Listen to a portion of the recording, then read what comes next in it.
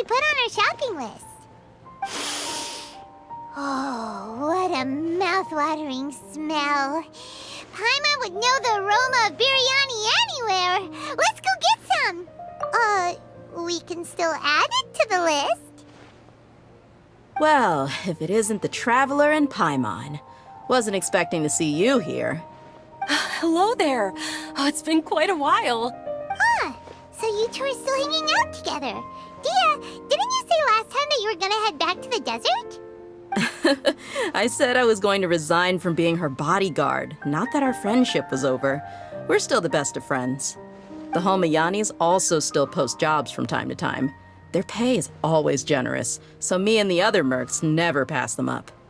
I told Dehya to just stay at our place when she took one of those jobs a few days ago.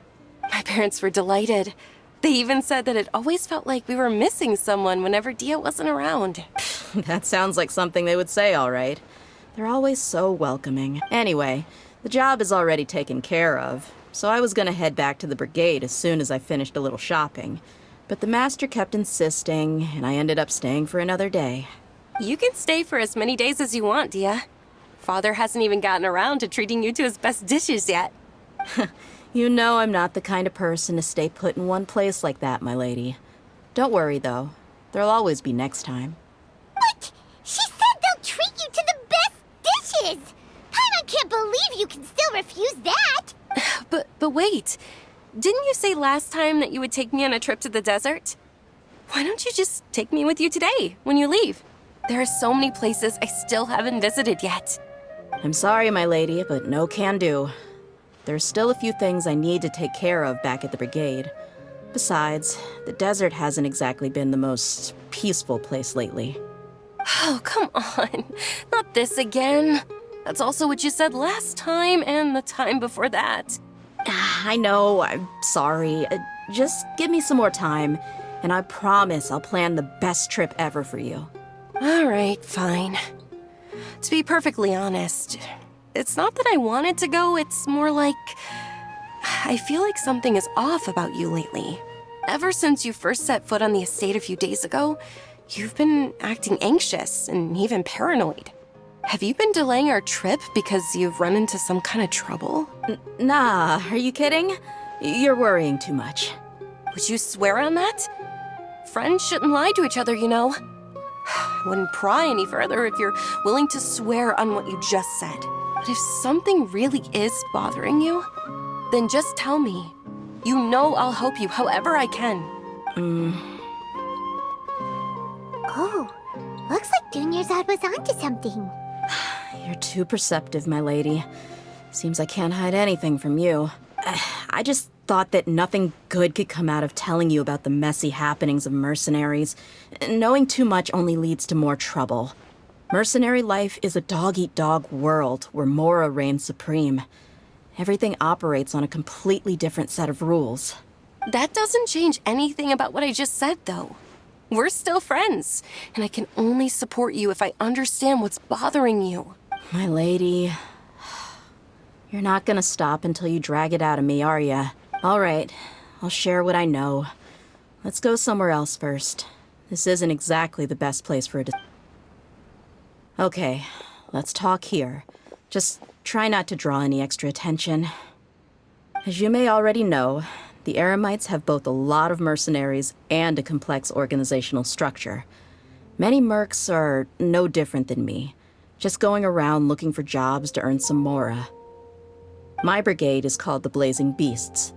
We're not a large group, but every member is loyal and brave. However, not all Eremite brigades are like mine. Some are willing to cross all kinds of lines for the sake of mora. The most notorious is a faction known as Deshret's Relics. Deshret's Relics? Judging from the name, they must really look up to... Yep, you got it.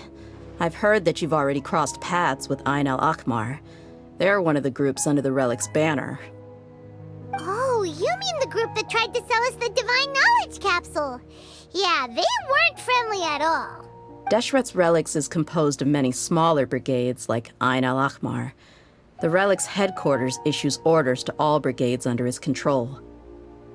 On any other day, I would want nothing to do with them. Unfortunately, though, the brigade that's stirring up trouble now is none other than Dakan al-Akmar. Dakan? I think it means beard or something. Believe me, it's a really stupid name. I found it insufferable for years.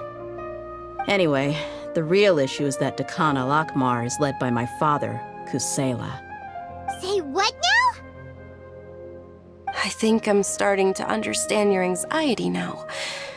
But what did they do? I won't go into details, my lady, but they've been involved in a lot of violent incidents. We're talking hundreds. Hundreds? Yep. The scenes tend to be quite gruesome, too. They strip the victims of all their valuables before murdering them. Not only have they targeted merchant caravans and ordinary citizens, but other mercenary brigades as well. That's beyond terrible. They won't even spare their own kind. I don't know how Deshret's relic sees it. All I do know is that Dakan al-Akmar has become more and more aggressive over the last few years. If I don't do something about them, then even my brigade or the people of Aru village could become their next target. I just wish I knew what's driven him to do this. Yeah. How can your father do such terrible things? I don't know. People change. He's always been pretty pathetic. But at least in the past, there were still a few lines that he wouldn't cross. That's setting the bar pretty low. I mean, if he was even remotely decent, then why would I have to leave the brigade and cut all ties with him? He was loud and foolish, with no real sense of purpose. Instead of doing anything useful, he spent most of his time drinking and chasing after women. Of course, the other brigade members were just like him. Their ruckus would go on night after night. Sounds like a nightmare. What about your mother? Did she ever step in to stop them? Unfortunately, I never knew my mother. I'm sorry, Dehya. I didn't know. It's all right, my lady. That's pretty common in mercenary circles. Didn't I mention that my father was chasing after women? I was the result of one of those encounters with some random person. He told me that he wasn't sure who my mother was. And in any case, she never came to see me. He'd say, "You'll be fine as long as you remember to stick with Dad." But even then, he left most of the parenting to the brigade. The one thing I do remember is that he used to tell me stories. But the problem was that he had terrible taste. He only knew a few stories, and even those tended to be pretty stale. They were tales of desert warriors defeating dragons in the forest, or stories of mercenaries rescuing princesses from rebel armies. Sounds like your typical fairy tales. More or less, yeah. They were interesting maybe the first or second time around, but after about 20 repeats, they started to get a little dull. He seemed to think those stories were the best things ever, though. He was so into them that he'd call the whole brigade over and make them perform the whole thing as a play.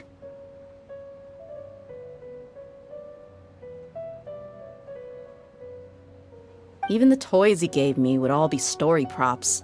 I'd get helmets, shields, and toy swords. It was only much later when I realized that the shows were more for him than they ever were for me. What an interesting guy. Yeah, I've always found him pretty childish, but that was something I could just shrug off. I had no reason to despise him, until I grew up and learned the true face of Deshret's relics for myself. Looting, blackmail, violence, and fraud. They not only accepted such heinous acts, they would even openly boast about them. No one in the brigade was any kind of hero. Instead, my father and his cronies were more like the bad guys that needed to be taken down. Did they really think that as long as they didn't do any of that stuff right in front of me, I would never know? I think I can understand your feelings. The difference between perception and reality must have hit hard. Yeah, but don't worry, my lady. It's all water under the bridge to me now. I had a huge argument with my father and left that place behind for good. I'm not investigating them due to any bitter feelings I still have towards my father. I just want to protect those that are close to me. Yeah, I told the boys to gather as much information as they could. Most of the reports concern violent incidents, but there's also some talk of smuggling. I see. But isn't this investigation incredibly dangerous? It is, but every mercenary lives life on the edge. It's a lifestyle that I enjoy. That may be true, but it'll be impossible for those who care about you not to worry. Well, now you get why I didn't want to share any of this with you. What should we do? They both have valid concerns. Huh? But there's no need for you to get caught up in this mess, too. Well, he's super tough, so if he went into the desert with you, then Paimon bets the problem will be solved in no time. I'm inclined to agree. I'd feel a lot more at ease if you took him along to help. I'll wait for news from you in the city until then. Please, stay safe. I'm honored that you care so much for me, my lady. All right, then let's get moving. Our first stop will be Caravan Rebot, where we can catch up a bit with my fellow mercs.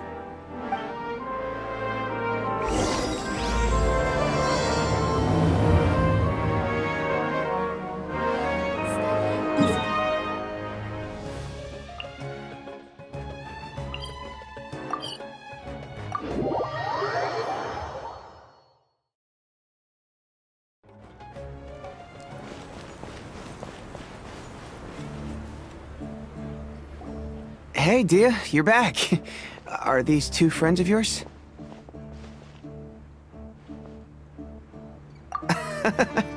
Likewise. There's no need to be so formal with us. We're a pretty casual crew. Anyway, since we've got a newcomer, let me fill you in on what the Khan al-Ahmar's been up to lately. They've become extremely aggressive. Apparently, even their own now have become acceptable targets. They even attack other relics brigades, just the same as any other mercenary brigade. Even the most ferocious beasts still protect their own. And it sounds like they've thrown that straight to the wind. That's right. Once they've collected enough loot off the other mercenaries, they sell it off to a different brigade, or turn to merchants on the black market. A portion of their profits is immediately exchanged for more food and weaponry to be used in their next violent operation. That's terrible! Yeah, and it really makes you wonder why they're so desperate for Mora. A few days ago, Isham and I trailed them for a while, and even disguised ourselves as merchants to conduct trade with them. We were able to learn a few things from the exchange. Rather than saying they're out to plunder and hoard Mora, it'd probably be more accurate to say that they're experiencing an internal power struggle. Wait, a power struggle? You heard me right. The vast majority of their victims are mercenaries from the other brigades of Deshret's relics. If their only goal was Mora, they could have gone after anybody. The targeted nature of their attacks points to a power struggle between the different brigades within the relics. That's the only plausible explanation we have. Unfortunately, we weren't able to find out anything more specific. It seems they're also trying to keep things under wraps. Oh, one last thing we discovered was that over the past few years, as the Khan al-Ahmar became more and more active, Deshret's relics as a whole became a lot weaker. It sounds mighty strange to me, too. Harun, you can leave the rest of the investigation to us. Gotta say, though, I didn't expect you to go on a whole undercover mission during the few days I was gone. Sounds like you were really putting your necks on the line, no? Nah, it was nothing. We're just as concerned about the situation as you are. The Khan al-Ahmar is your father's crew, after all. What he said. Besides, Dehya, haven't you done more dangerous things than all of us combined? What we did is nothing compared to your experiences. Yeah. And while they went to talk with Khan al-Ahmar, I took a look at the last camp they attacked. Any survivors of the attack were already long gone. There was nothing of value left in the camp. Ah, Hisham and Khalaf. You're here too. We rushed over as soon as we saw you come into Caravan Rebot. Although this new friend of yours looks a little green behind the ears, I'm sensing a special vibe from him. Now that we know you'll have a capable partner with you, we can also rest easy. Hey, what about Paimon? Feel anything special? Oh, you're also planning to tag along with them? Of course! Paimon is the traveler's most important guide. Wherever he goes, Paimon will follow. Oh, in that case, then you'd better take care of her too, Dehya. Don't underestimate Paimon! Don't worry about her. She may look tiny and helpless, but she's been through just as many battles as the Traveler here. Even if she had only survived on sheer luck, then that alone would still make her quite formidable. I had no idea. I guess I shouldn't judge by appearances. Oh, one other thing, Dehya. When you're free, why don't you update the deputy about your upcoming schedule? We held another recruitment event a few days ago, but everyone only came to see the Flame Mane. You weren't around at the time, so people were pretty disappointed to only find our crew of rough, unkempt guys. The deputy put a lot of effort into the event, but it was basically for nothing. Only a few people chose to stay, and that really got to him. Sorry to hear that. I'll be sure to bring him some great liquor next time. I left in a hurry and I couldn't make it back in time for the event. Gotta admit, I can understand their disappointment, though. You're our brigade's main selling point, after all. Now, if only the deputy could figure out a way to bring a few more smoking hot members into our ranks. Keep dreaming. Remember the last time I invited a couple gals into the brigade? You all just froze up with your mouths gaping like a bunch of scarecrows. The awkward silence and weird expressions left quite the impression on them. They were originally interested in joining us, but after that, they both told me they were too uncomfortable to stick around. Hey, didn't we agree to never bring that up again? Huh? Wait, are you serious? Why have I never heard about this? I don't think you were part of the brigade yet. Are you kidding me? I missed a once-in-a-lifetime moment like that and you weren't even gonna tell me? All right. We can tell you about it later. Now's not the time. Hey, don't you try to change the subject. You and Hisham get your butts over here and tell me everything right now. Are they always like this? More or less. There aren't many rules or graces when it comes to mercenaries. We're used to just speaking our minds. If someone starts getting under your skin, you just yell right back at them. And if that doesn't put an end to it, then you just challenge them to a fight. But we also don't tend to take many things too seriously.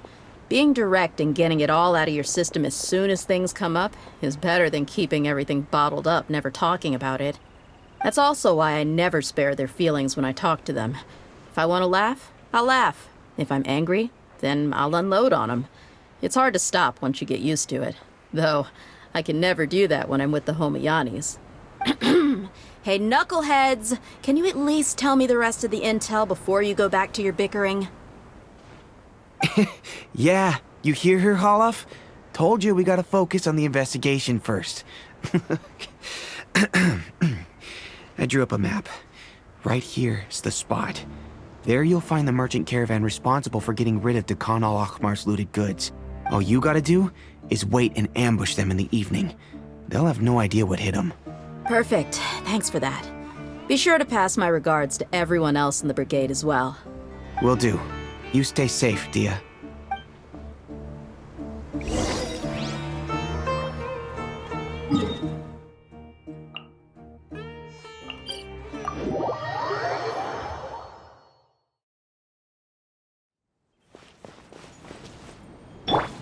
Everyone hold hands!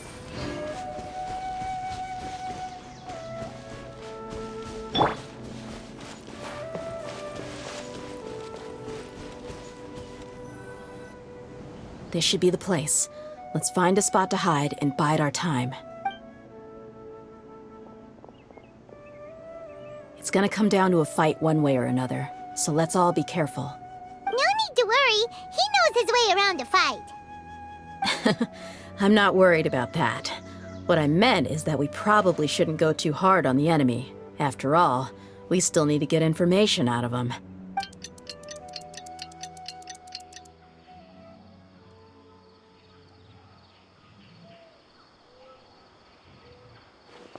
Ah, here they come. You ready?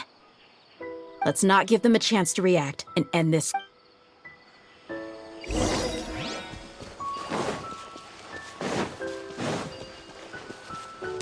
Close enough. Rebuild! Lucky today. Make yourselves at home! Where do you think you're going? Billowing surge! Ah! Teamwork is dreamwork!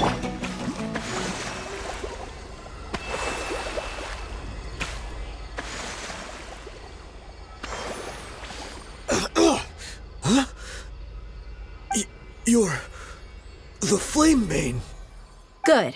That saves me an introduction. All right, time for a little talk. You know the code of being a mercenary just like everyone else. The first rule is to never divulge key information about our employer. What makes you think I'd talk? That might have worked on an amateur, but I know you're just looking to protect your reputation.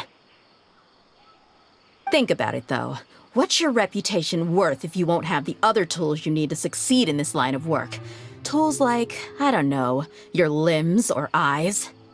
You've got 5 seconds. You might want to think twice about how much your employer's information is worth to you. Whoa!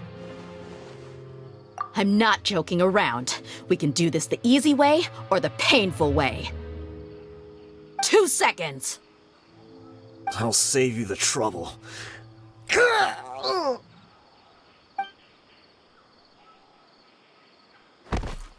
Huh? Are you crazy? He tried to bite off his own tongue. Quick, search the area for any first aid supplies.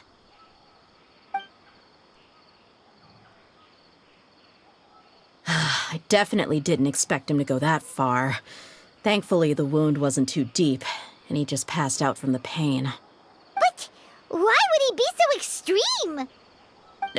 I just wanted to test his mettle. You can get a lot of mercenaries to talk just by threatening them. I didn't expect him to be willing to go through so much pain just to deny us some intel. Well, he's out cold for now.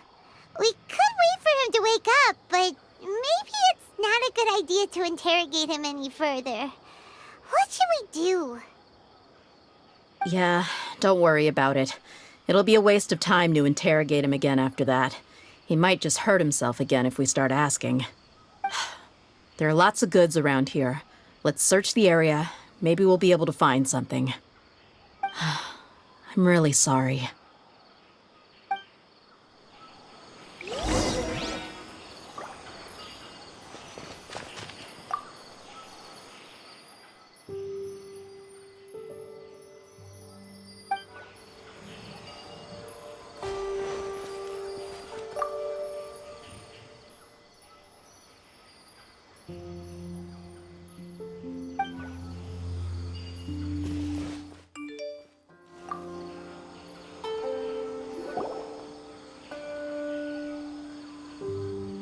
We found a piece of paper with a bunch of names on it. Maybe it's a record of something. Let me take a look. If this really is a merchant caravan, they should have a record of their transactions. Yep. I see an entry for Dehya Lakmar right here. Kusela, Idrisi, Bashar, and Takriti. All familiar names. Dehya Lakmar has been trading for a hefty supply of food, weapons, and medicine. It seems that in the past, they used to receive some canned knowledge as well. This caravan is just one link in their logistics chain. Once in the rainforest, the caravan will exchange the looted goods for mora, and the funds will then be passed to a specific person. That person will then pack the caravan full of necessary goods, which will then be brought right back to Dehya Lakmar. Wait, why is there no mora value recorded for the final transaction? No value? Yeah, every transaction before the last one was marked with an exact amount of mora, but the final one, where they paid for everything to be brought back to the desert, was simply marked as delivered. Perhaps, but they couldn't have known how much they would make off selling the loot. Do they not care about profit margins at all? Anyway, the next part's the records of the goods themselves. There are a lot of entries. Everything was probably sourced from the rainforest. Huh? What's wrong? Shahzaman Homayani? Homayani? You mean Dunyarzad's family? Could it just be another family with the same last name? I'd be surprised to find someone with the exact same first and last name. Shahzaman Homayani is Dunyarzad's father, and the head of the Homayani family. Just what the heck is going on here? I'm sorry, you're right.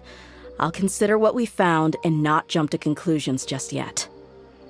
But What this piece of paper confirms is that the Homayani family has been providing goods to Dakan al-Akmar. What if the Homayanis have been kept in the dark and don't know they've been trading with Dakan al-Akmar? That's a possibility, but if that was the case, why is this caravan specifically named Shahzaman as their person of contact? They could have just as easily bought goods such as food and medicine directly from Caravan Ribat or Port Ormos. Yeah, funding violence and looting.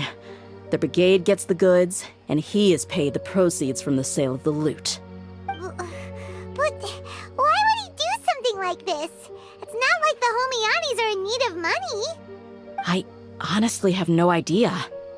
I've been to their estate many times, and I've never noticed anything suspicious. The only potentially large expenditure I could think of would be the treatment costs for Dunyarzad's Elazar. Maybe they borrowed a lot of Mora in the past, but that's still just a speculation. I don't think the Master would stoop so low to make Mora. You're probably right. I know my lady's personality, and she wouldn't deliberately keep something like this from us. But what should we do now? All we found is just another mystery. If you ask me, we already have no choice but to confront her about this. I'm not worried. It's too early to make a verdict yet. I still have faith in the Homayanis. Let's go find my lady again. We'll tell her everything and see if she's willing to lend us her support. If we're lucky, we can not only figure out the mystery of this paper, but also follow the trail of breadcrumbs to the people responsible at Dakan al-Akmar. Dehya, are you sure this is the best decision? What if instead of getting the help we need, we just end up revealing everything we've discovered to the enemy? I've considered that possibility, but even still, I want to tell her what we found. I think I owe her that much. True friendship is built on trust. She showed genuine concern for me when we first brought up the topic. I can't repay her kindness with doubt and suspicion. That's not how I deal with people. You're right.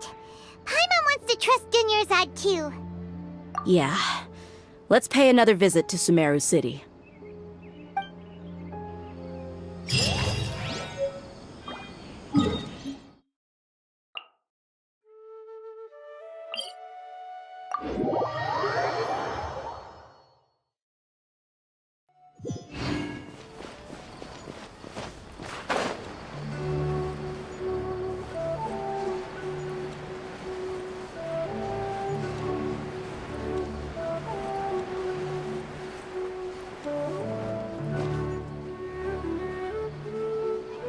We're back, my lady. Oh, you're back a lot sooner than I expected. You mustn't have run into any trouble then. Well, how did it go? What did you come up with? Actually, we're still investigating. It's just that we've discovered something strange. I see. The clues you found have led you back here, in the city? Something like that. Yeah. You all look a little dispirited. Whatever you found must not have been very encouraging after all. Why don't you discuss it with me? Maybe I'll be able to say something to cheer you up? It's okay, my lady. It's not so much about me being upset with my father or anything like that. How should I put this? So something is wrong. Even the Traveler and Paimon have been uncharacteristically quiet. On any other day, Paimon would have already waved to me with a smile and shouted, "Dunyarzad, we're back!" So tell me, what happened? Well? My lady, please prepare yourself for what we're going to tell you next. It concerns the Master. The Master? You mean my father? Okay, I understand. Don't worry about me. I'll listen as attentively as I can. My father has been supplying goods to Dakan al-Akmar? Yeah, it makes as little sense to us as it does to you. I've never doubted the Master's integrity, so I'm having a real hard time rationalizing how he could ever support an infamous brigade like them. Maybe he's not actually aware of the full story and just stumbled into the deal by accident. I can't help but agree with the Traveler. Huh? You mean you feel the same way, Dunyarzad? Thank you for sharing all this information with me. Since you've told me everything you know, I should also tell you about some doubts that I've been harboring for quite a while. In the past, I thought that my father hired a bodyguard for me so that I wouldn't run away and get lost. However, there are plenty of capable mercenaries in the Corps of 30. Why did my father go out of his way to hire Dehya? About that. Well, the Homayanis really needed bodyguards, so they reached out to the Blazing Beasts. Later, the Master told me that I was one of the best mercenaries he'd ever seen, and that I should stick around to become one of his bodyguards. He offered me a pile of Mora, so I just signed on. Well, but that didn't really answer my question. Just think about it. Why did my father specifically reach out to the Blazing Beasts? Maybe the Corps of 30 just didn't have anyone available, or maybe someone recommended us. I've never given it too much thought. I think I get what you're saying. You'd think none of this was a coincidence. Precisely. At first glance, nothing seems strange or out of place. But there are many parts of the story that don't actually make any sense. If my father had always been in contact with Dehya al-Akmar, then it would make sense for him to bring Dehya into our house.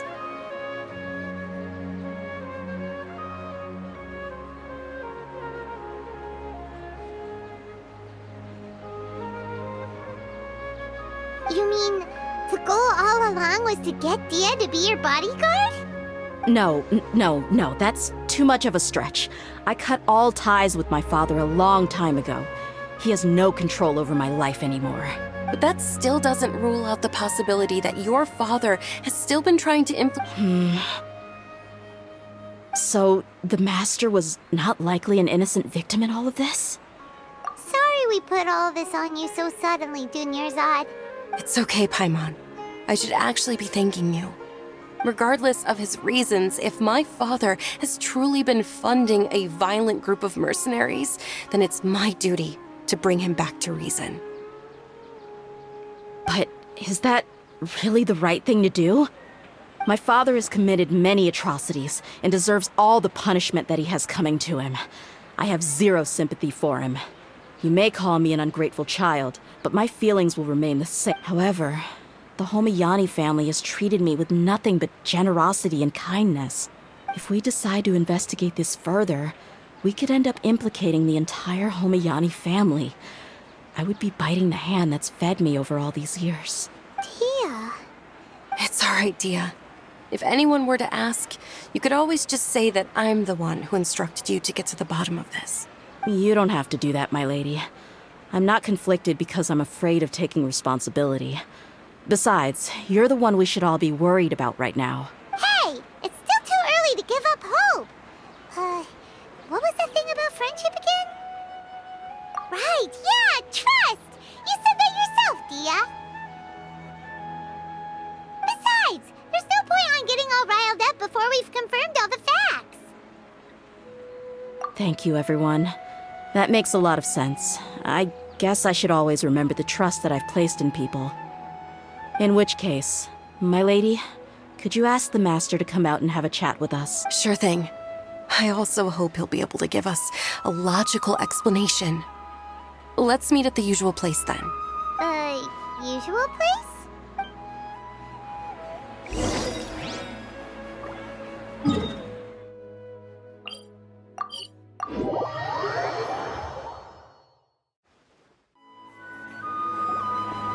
Thank you for coming, sir. Please allow me to introduce these two. This is the Traveler, and next to him is his travel companion, Paimon. Ah, yes, my daughter has mentioned them from time to time. It's a privilege to finally meet them in person. But we may skip all the pleasantries for now. What is the important matter you wish to discuss with me today? Well, we wanted to bring this transaction record to your attention. There's something on this record that we're all pretty curious about. So that's what you found. Huh. Seems like I can't keep everything from you much longer. If you wouldn't mind, we'd like an explanation. Well, it's a long and difficult story. And to be perfectly honest, I'm not sure if I'm doing the right thing. What I do know, though, Dehya, is that the truth will bring you no solace. If anything, it will likely cause you a great amount of anguish. Wait, me? Yes, I understand perfectly why you came to see me. And I am touched by your collective commitment to do the right thing. But knowledge always comes at a price. And sometimes, as they say, ignorance is bliss. Your father, Kusela, and I both believed that. Of course, you have the right to seek and learn the truth, but I must warn you. The facts of this matter may reduce everything you've built for yourself into sand, blowing in the wind. If you must proceed, then Kusela's heartfelt efforts will also fade into the wind like a fleeting mirage. His heartfelt efforts? I'm sorry, sir, but I'm not sure I follow. I've made it this far in life without a single drop of my father's support. I have my own ideals and ways of looking at the world, as well as people and causes that I've chosen to cherish and fight for. None of these things have anything to do with him. I came here today to support you as the head of the Homayani family. No warning will change my stance on that. I understand. Then let me tell you a little story. Our family once needed to take a trip to the desert when Dunyarzad was just a baby. Along the way, we were attacked by bandits. They had superior numbers and quickly overpowered our bodyguards. When all seemed lost, a group of passerby Eremites lent us their support. Those Eremites were Kusela's brigade, Dehya al-Ahmar. Kusela's men told me that the attackers were Eremite mercenaries, just like themselves. I was shocked. Why would Dehya al-Ahmar go so far to save us and not spare the fellow Eremites? Kusela was grinning and walked over to play with baby Dunyarzad. She was startled by his unfamiliar face and nearly started crying. Really? I never knew. He said that he had no particular reason to help us. He just took pity on us because he had a daughter about the same age. We started talking about our children, and I sensed that he was a devoted father.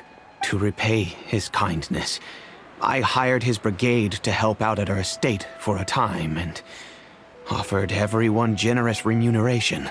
So, that's what happened. It was many years before I saw him again. I almost didn't recognize him the next time he came knocking on my door. The man I knew to be strong and healthy had been reduced to a shell of himself.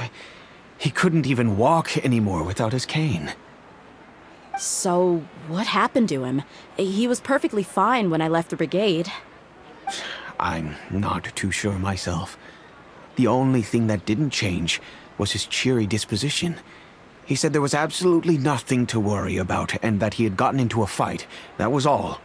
He then suddenly asked me if Dunyarzad, now that she had grown, would need a bodyguard of her own. At the time, Dunyarzad was going through a particularly severe bout of her Elazar. There was no need for her to have a bodyguard when she could barely leave the house. But he kept coming back to the topic. Come on, it never hurts to be safe. How do you know a bodyguard won't come in handy one day? I was completely lost at first, until he recommended the Blazing Beasts, and in particular, a mercenary named Dehya. So he was the one who recommended Dehya to you. Indeed.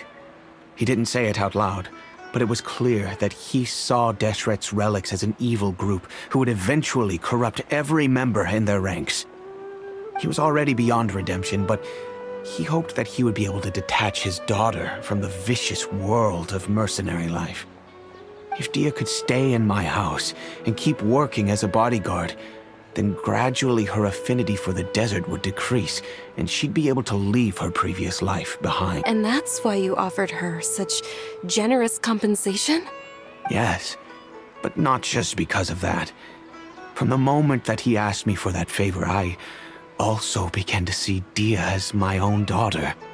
And that's also why I tried to persuade you to stay when you asked for permission to leave. Kusela saved my daughter and I all those years ago in the desert. I could never refuse him entrusting his daughter to me. He was always like that, acting like he's oh so smart and self-righteous. Kusela said that he'd reimburse me for a portion of Dehya's fees. I refused to take any mora from him, but he'd always send me funds anyway. Eventually, I just accepted them as a token of his gratitude. And that went on for a while until I received another letter from him a few years ago. The letter contained a request to help him buy food, weapons, medicine, and even explosive materials. Wait! Isn't that around the time that Dakan al-Ahmar started becoming more aggressive? That's right. When I started to hear some nasty rumors, I became wary. I wanted to meet him face to face to discuss things.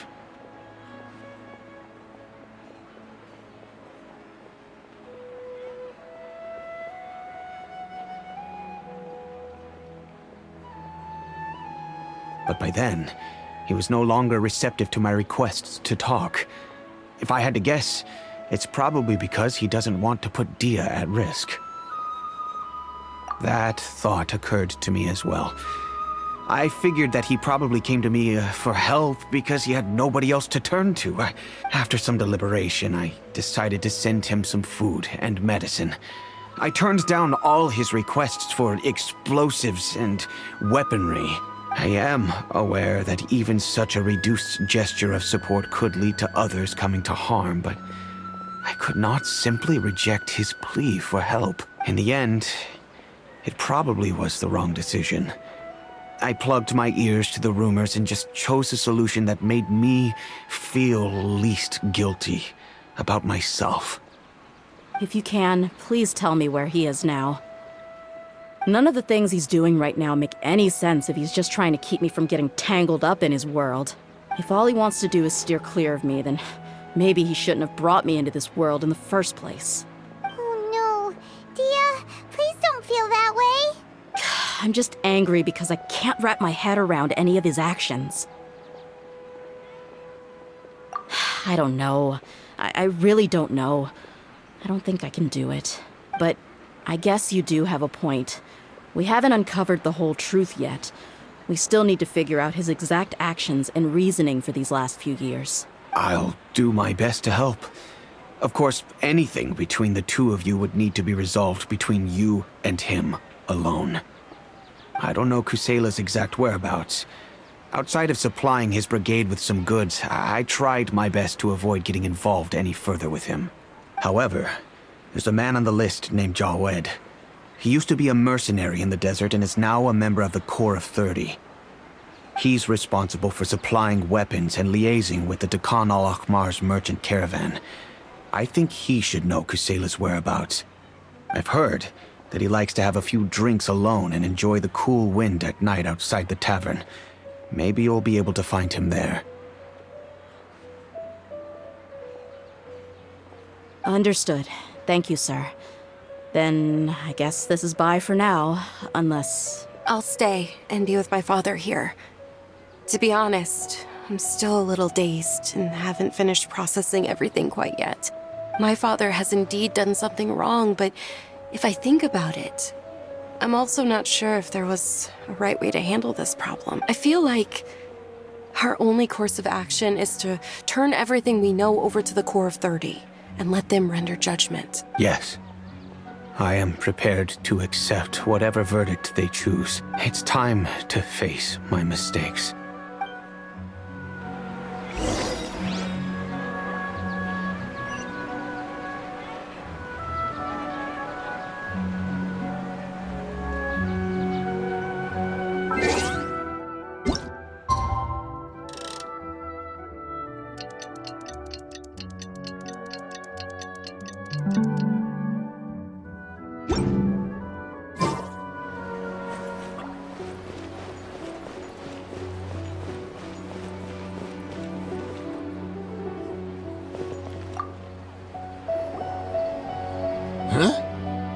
Who are you guys? I know what you've been up to.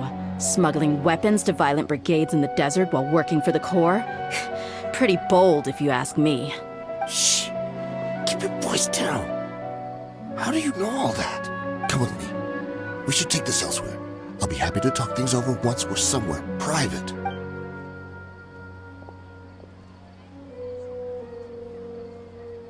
This place should do. All right. Back to my question. How did you all know about me? Don't worry about that for now.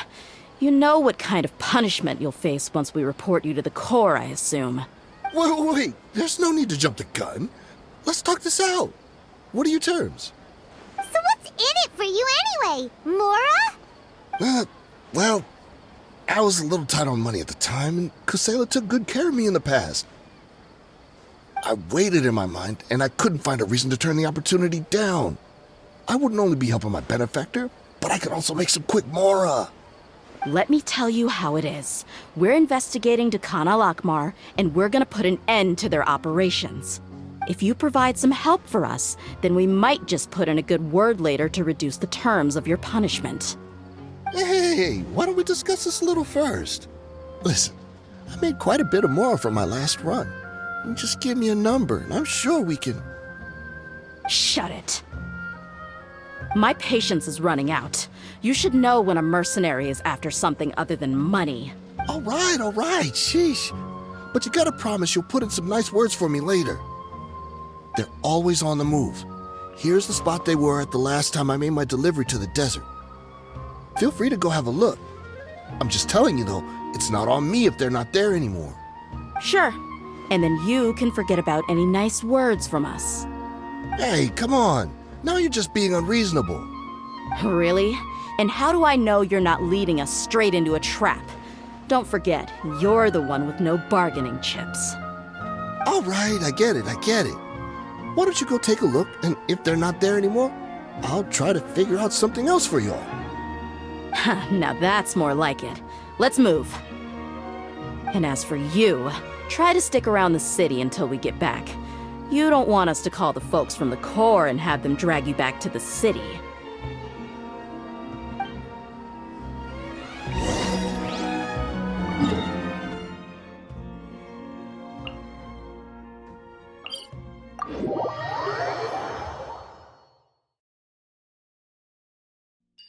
Stay close. No going off on your own. The desert doesn't take prisoners.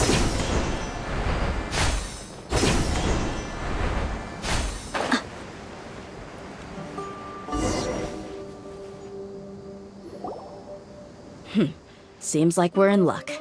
That should be their camp right up ahead. Let's go. We'll finally get to the bottom of this ourselves. I'm here to see Kusela. Tell him to get out here. Dehya, why are you here?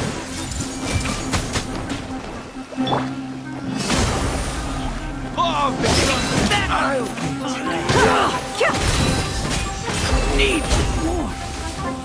Take that!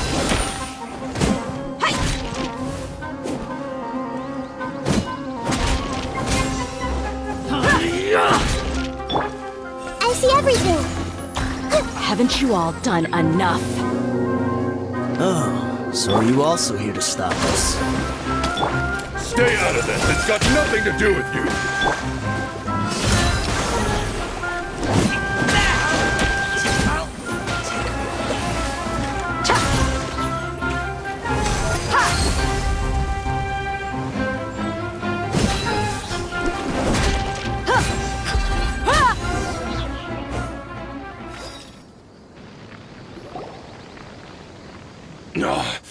She's so strong.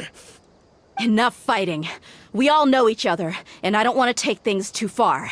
Just bring Kusela to me. There's no use hiding him anymore. Did you understand a single word I just said? Or do I need to bash your skull in some more?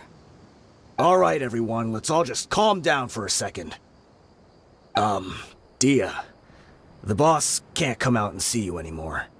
He died a long time ago. What? Seems like you've been out of the loop for a while. Guess that's for the best, though. At least, that's what the old man wanted. When did he die? What happened to him? A few years ago, Kusela broke up Dakan al-Ahmar and went to the Deshret's Relics headquarters by himself. So is that when you guys started acting up? We would prefer to call it taking revenge. Every last person in Deshret's Relics must pay in blood for what they did. Let me start from the beginning. Dehya, do you know how the head of the relics maintained order internally? Overwhelming strength and unquestionable authority? Those were a part of it, yes. But just those on their own weren't enough. They had another tool at their disposal. They called it a person's record. Regardless of whether they joined by their own will or were coerced, every person in Deshret's relics were forced to leave a record of themselves at headquarters. Whether it be their deepest sin, some unforgivable act, or their most immoral exploit, the record served both as a symbol of loyalty and the perfect material for blackmail. That's precisely it. Every one of us have a record. Me, Bashar, Tikriti, and all the boys who grew up with Dehya and ended up joining our ranks. But you, Dehya, you were never asked to provide a record, were you? I never even knew this was a requirement. You were probably the only person in all of Deshret's relics who didn't know about it. Ever since you were born, Boss had been trying to shield you from this organization's sinister rules. Not only that, but he also banned all of us from committing any nefarious acts. He said he'd take care of the dues we had to pay regularly to headquarters. But in the end, he was just an ordinary person. What could he do? He was forced to go to headquarters again and again to account for missed dues and incomplete records. He'd come up with all kinds of excuses and get beaten up as a result. We all knew he was doing that for you. He wanted to get you out of this world, no matter what it took. And that's why he became a shell of himself and couldn't walk without a cane. Wait, but that doesn't make any sense. I didn't know about any of this, and I'd never seen him get injured or beaten. Because you were too young at the time. How would you ever tell between wounds from a beating and wounds from battle? When you left home after that final argument with him, he seemed to age by a decade overnight. Even his hair went gray. So, even the blazing beasts were... Yep. It was all his doing. Had he not arranged them to come to you, you probably would have been reduced to a pulp before you ever left the desert. A few years ago, Boss said he needed to make another trip to headquarters. He was already pretty weak then, and we all assumed he was going to get beaten again. I suggested that he hand the role of leadership over to me, but he said there was no longer any need, since the Khan al-Ahmar would soon be no more. His words made no sense to me, but that night, we heard that a massive fire tore through headquarters and razed everyone's records to ash. Everyone gained their freedom that night. Many members fled, not just from our ranks, but from the other brigades as well. But how could we leave with a clear conscience? All of us who knew exactly what had happened. The boss can't have just died for nothing. Those heartless jerks at headquarters took him from us. From that point on, the sole purpose of the Khan al-Ahmar became revenge. The big fire that Boss started was quite a blow to headquarters' strength. It's given us the opportunity to launch our attack. Even though we're outnumbered, we vowed to see our revenge through to the very end. There were people from headquarters who changed their names and went into hiding. Some fled to other brigades, and others escaped to the rainforest. But we won't let any of them escape our wrath. They'll all pay for what they've done.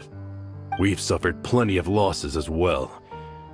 To keep going, we need an enormous amount of supplies, from food and medicine to weaponry and explosives. All we can do is exchange our loot from Mora, and then use that to get supplies. We forged Boss's handwriting and sent out many letters to his former friends. Thankfully, many people were willing to come to our aid. We were also able to attract many mercenaries who shared our goal. We've endured unspeakable pain to win many impossible battles. Deshret's relics have become weaker and weaker, and now we finally have an opportunity to directly strike their headquarters.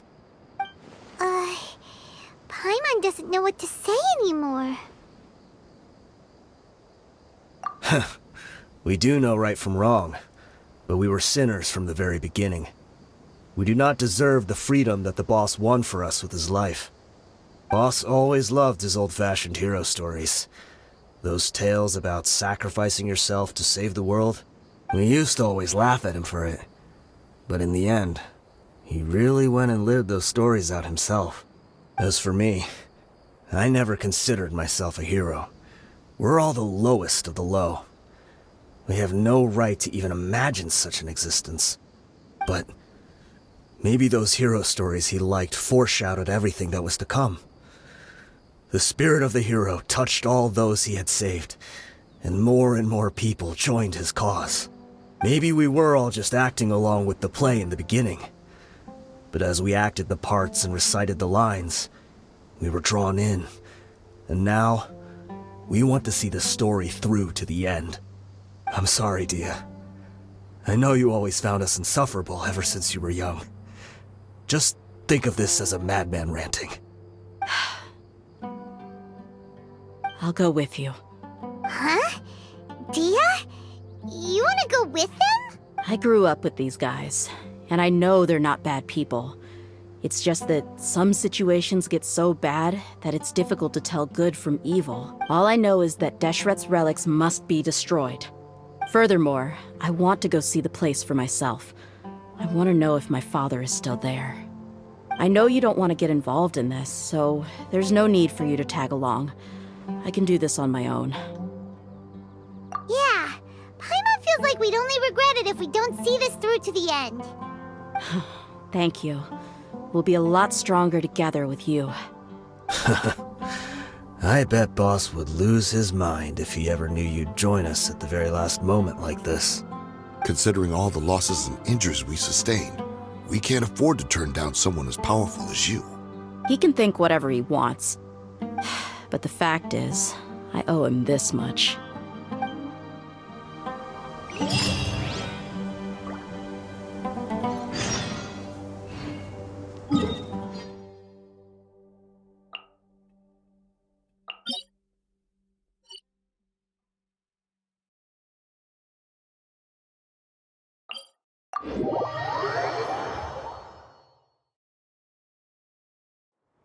Weather's not bad today. Oh, crud. I jinxed it.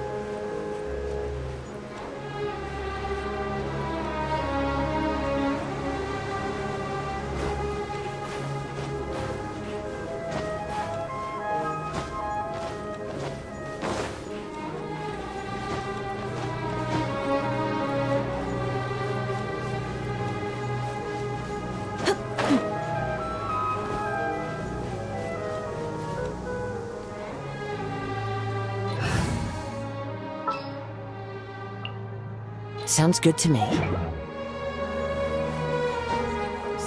No going off on your own. The desert doesn't take prisoners. Is this the entrance? We sure didn't run into much trouble on the way here. Should be. I don't...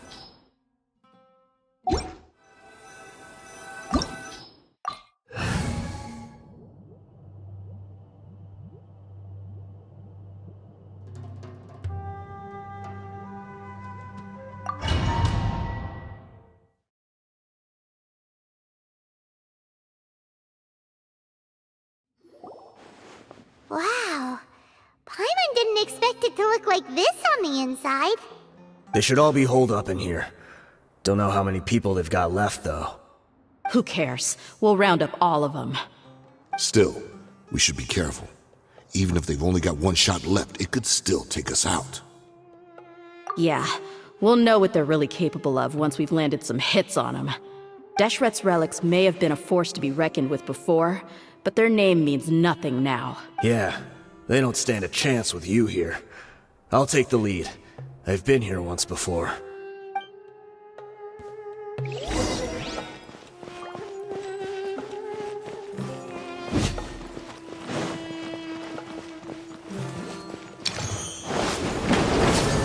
You are not here. One with nature. Let's get it on!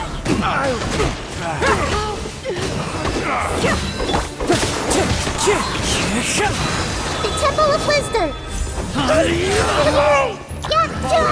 New punching bag. I see everything!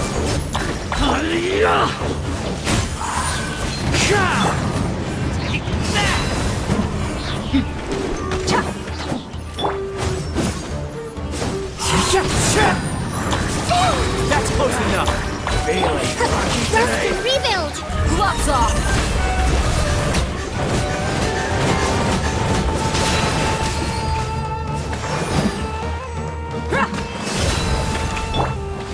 Everyone hold hands! I'm getting sick of this game. This way, follow me. We're almost there. Wait!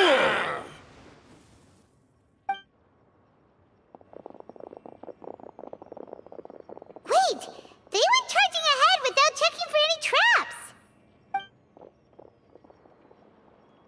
Hey, you guys okay? It seems like we just got trapped in here. Don't think we triggered anything else. Watch out, the enemy's coming from ahead. Well, now that things have come to this, seems we'll have to fight our way through. Don't worry about us. We knew something like this could happen. Go and take a look around. There could still be another way through. Let's go! We can't let the boss down! Let's check if there's another way! The sooner we can make it through to help them, the better! Let's see. I think I see a way through over there, but it's being blocked by something. Let's try our luck with that mechanism. Okay, let's go!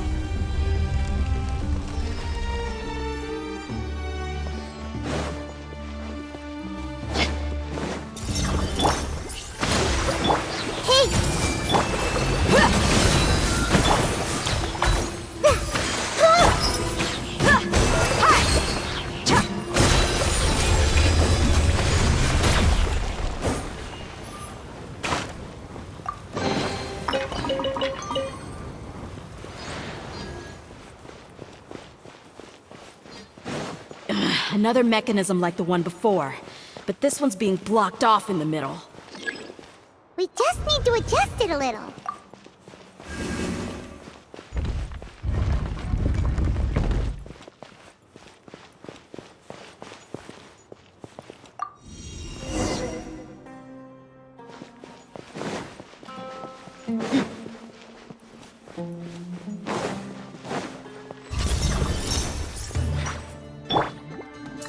Hold the line!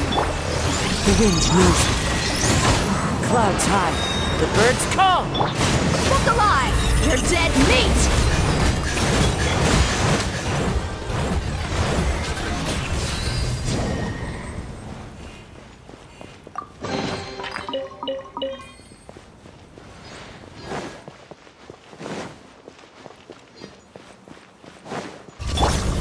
Rest and rebuild! Wind strike. Grow! Sharing my knowledge! Let's get it on! Ha!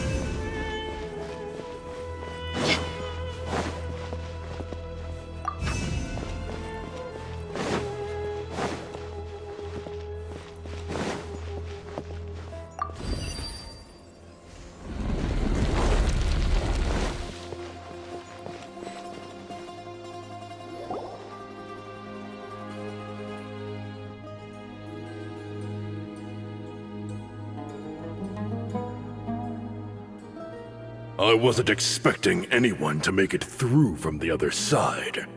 But as a desert dweller, I suppose we should be used to our folks defying all expectations. Don't waste your breath. You have nowhere to run. Run? Had I wanted to run, I would have fled 1,000 times already. I witnessed the golden age of Deshret's relics. Even if I could leave this place behind, all that awaits me now are endless days of humiliation and ruin. Even now, my brothers and I still believe in one thing. The greatest should never live to remember their fall. So you want to go out in a blaze of glory? Let us draw our weapons! We will show them the true power King Deshret bestowed upon his followers. They are but two, while we hold within ourselves the entirety of the relic's glory. Wave 1, charge! Eliminate them!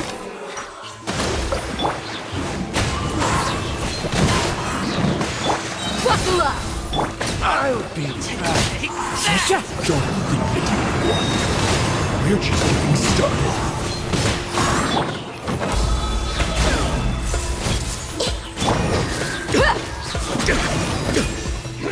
Gloves off! Now you're testing my patience. Will! King Deshret will not abandon any one of his followers.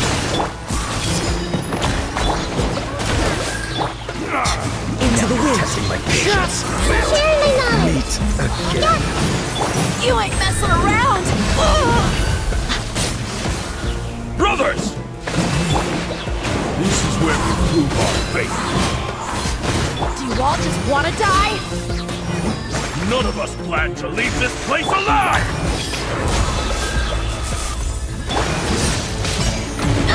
Where do you think you're dead meat?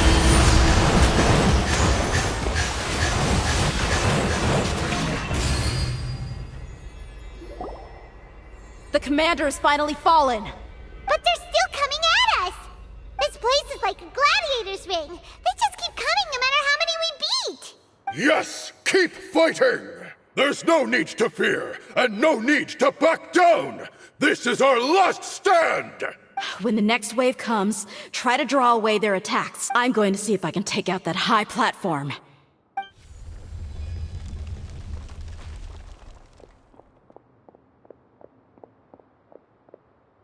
Get out of my way! Come and face me, Michel! So they've broken through the front as well. Apologies, Lord Michal. They fight like absolute madmen! No matter how much we throw at them, they just keep coming for more!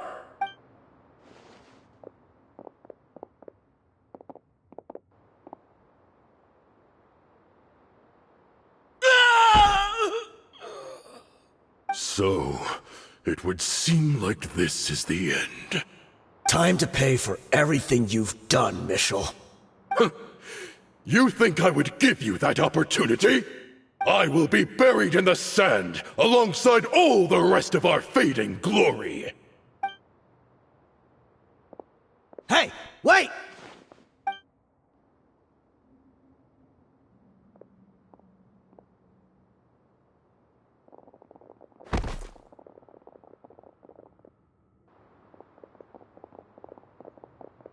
We were too late. It's over. There's no more need to fight. But if you're still going to cling on to your so-called mercenary's pride, then I'll give you all a good beating as well.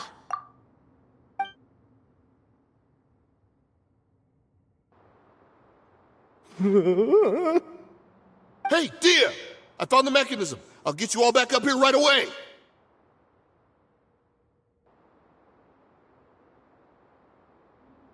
Let's go.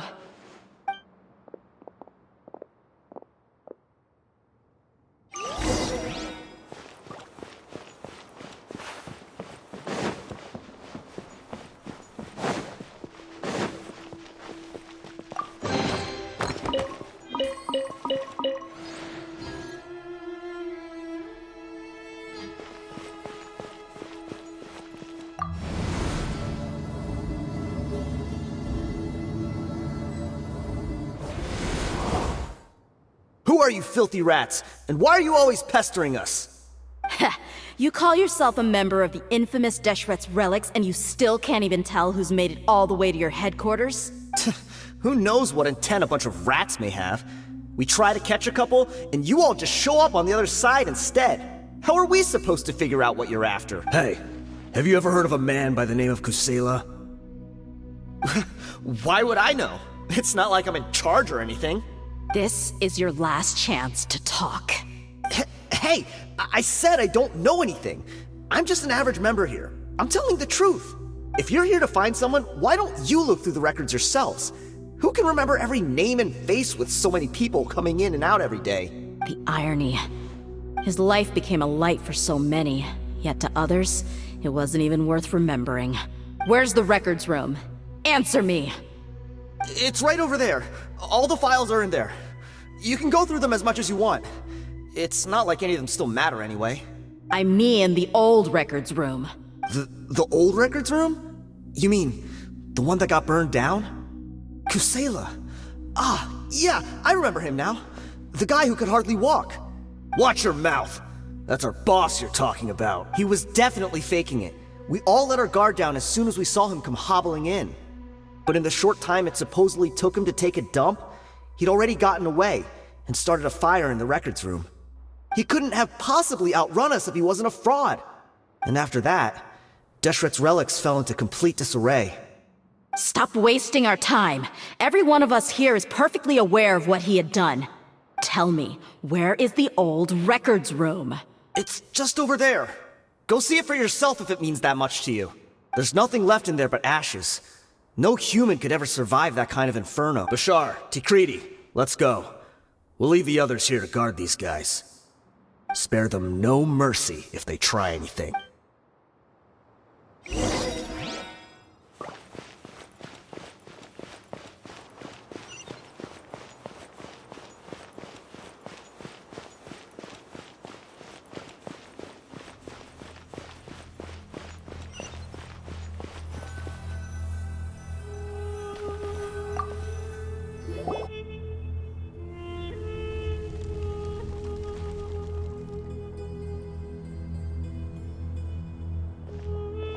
So, this was his final destination.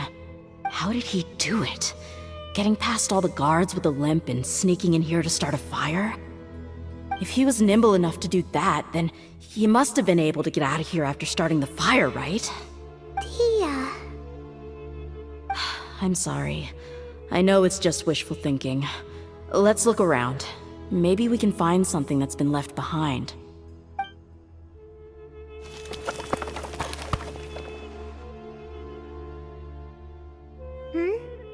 Is this a cane? Kusela. Thanks for everything, boss.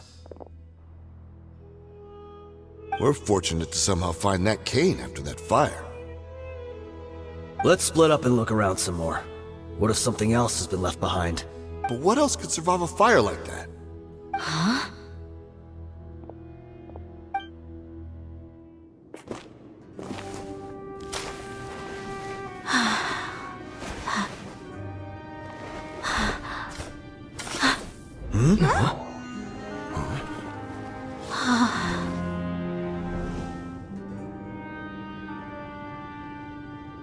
Thought so. Wait! Isn't that the toy sword you played with as a child?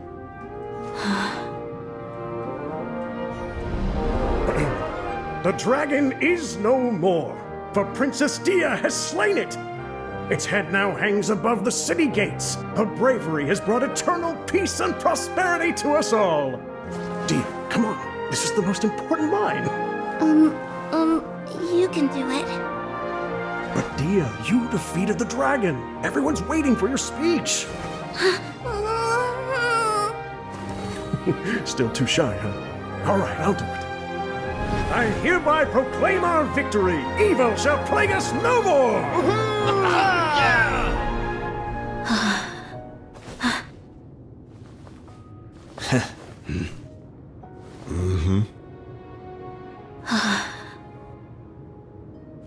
I hereby proclaim our victory. Evil shall plague us no more, Dad.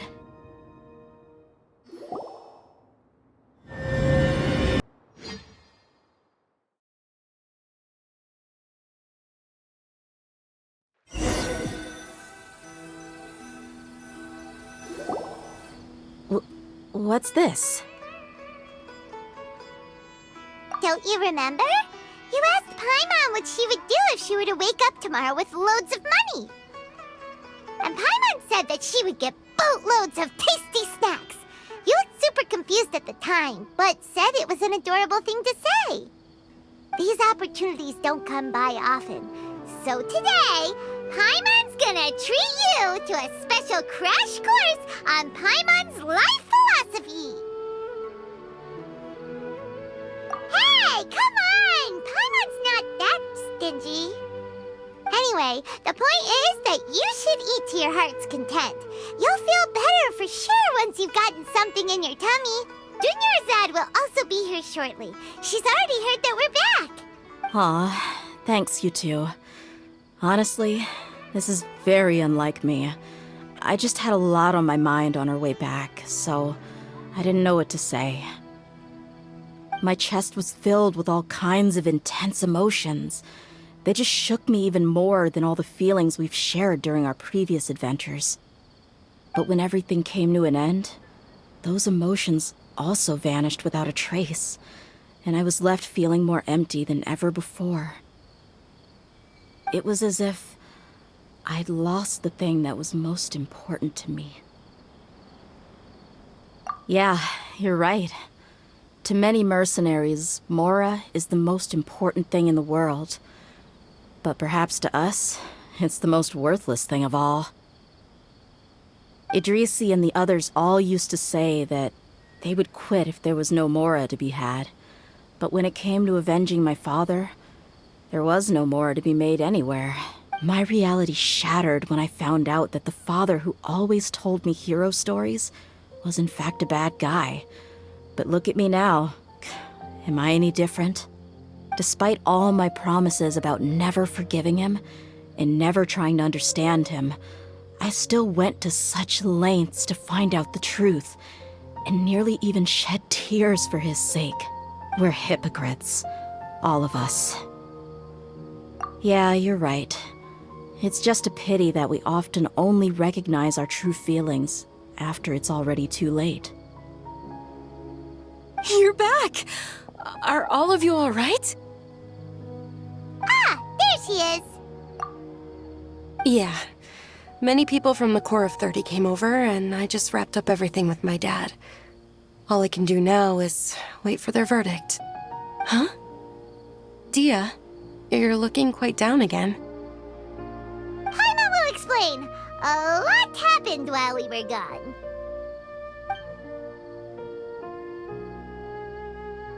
I'm sorry. I really should have controlled my emotions better. I just... It's all right, my lady. You were hurt by all of this as well. Truth be told, I'm starting to feel a little guilty watching you cry like this.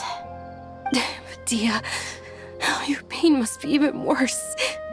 You shouldn't need to comfort me. Hey, don't worry about me. If anything, this whole thing has finally shown me the difference between illusion and reality.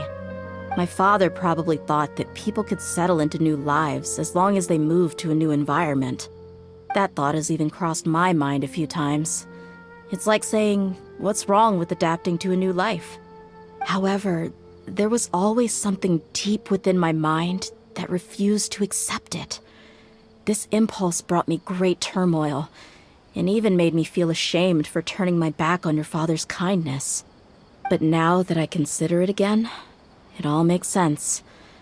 The desert sands are a part of who I am, and I will never be able to lead a peaceful existence. I understand how you feel. That doesn't mean I won't be making any changes to my life, though. As an example, I'm now thinking about taking on some small odd jobs. It's just like Idrisi said. I also want to catch up to my father and become a character in his play. Even if the ending of the story may be childish and ridiculous, it won't really matter. Isn't that neat, though? Oh, you'll be a whole new kind of mercenary, one that's not out for Mora. Why don't we go for a change of scenery once we finish eating? What about stopping by the Grand Bazaar again? Right. You said you wanted to get a rug for your family. We'll come along too.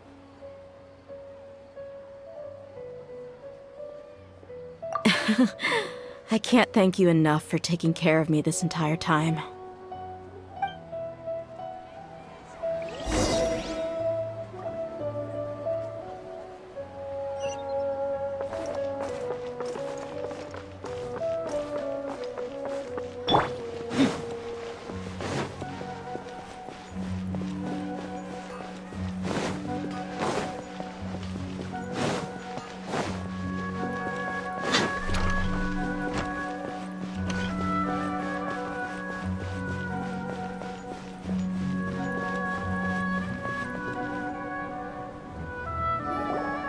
Oh, this rug here is quite something. The craftsmanship is exquisite, and the fabric is also of high quality. Ah, here you are. Finally, I found you. Hey! Aren't you that mercenary who bit his tongue? You can still talk? Wait, are you here to take revenge on us? What are you talking about? Do I look like I could take you all in a fight? I just came here to give you something. I'll be on my way to give myself up to the Corps after this. Once I woke up, I hurried to the Khan al-Ahmar's camp, hoping to alert them to your presence. But when I got there, I found no one except the members who were still too injured to move.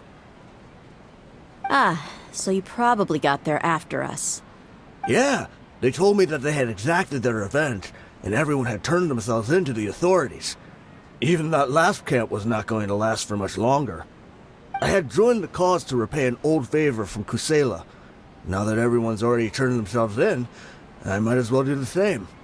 One of the injured members gave this box to me, and told me that it contained some of the old man's last possessions.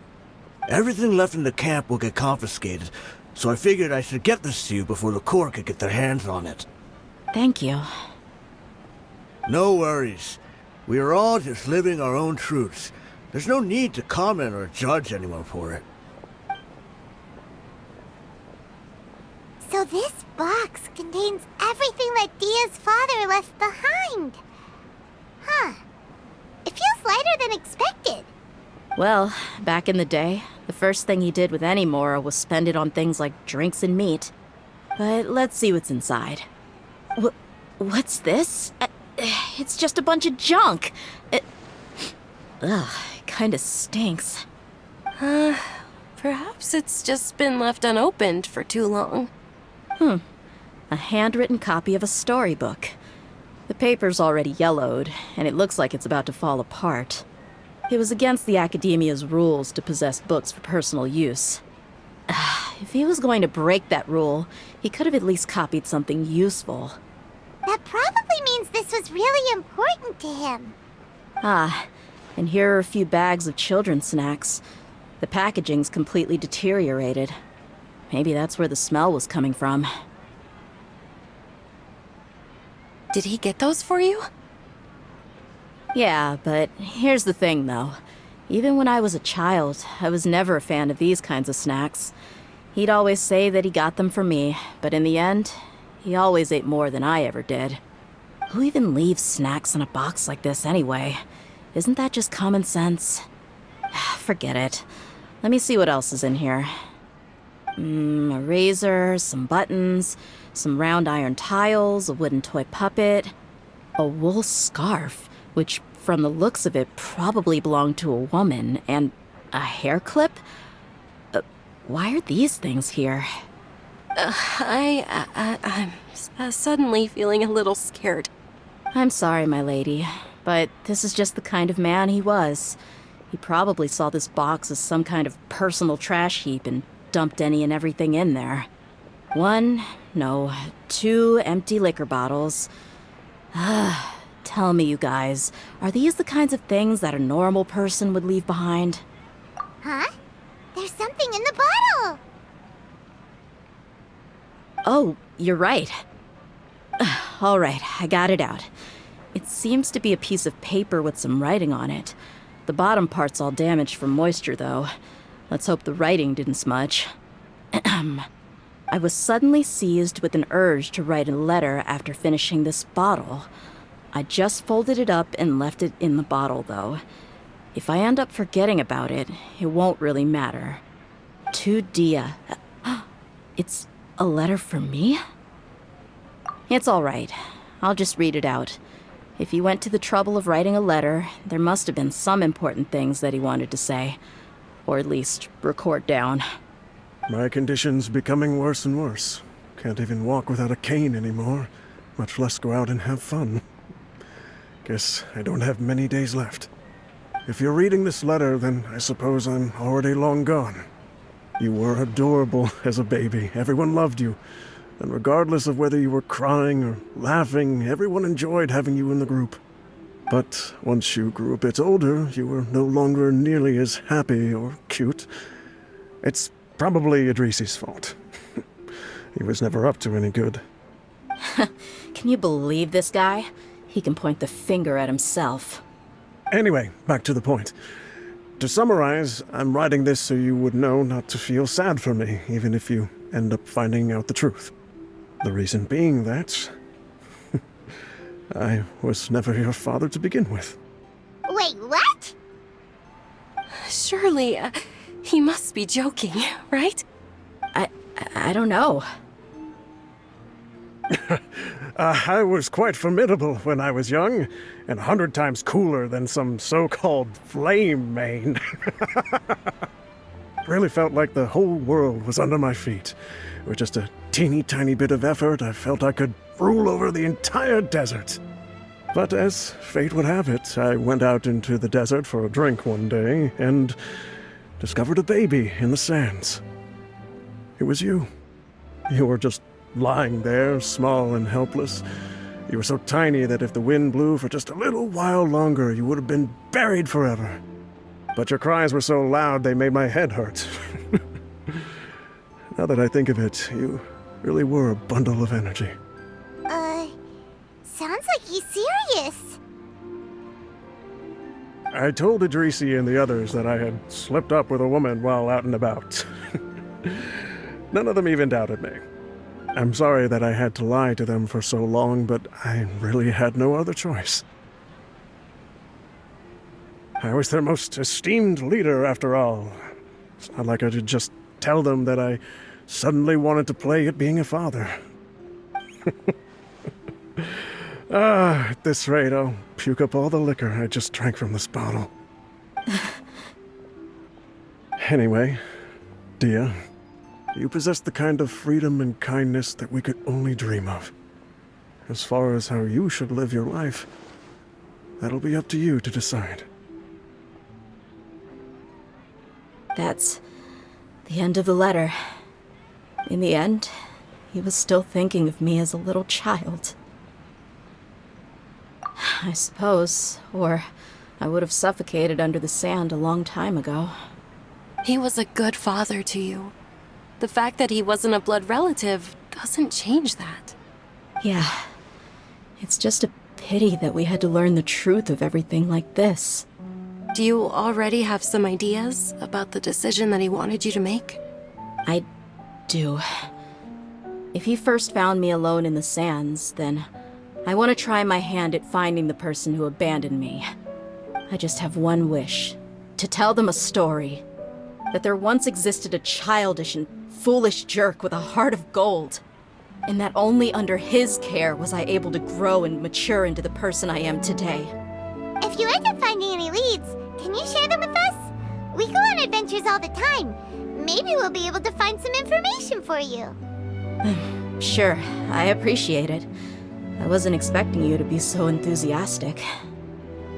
I'll help too. Thank you. All of you. Thank you so much. My life has certainly had its twists and turns, but I've always considered myself lucky. Because no matter where I've gone, I've always been surrounded by incredible kindness.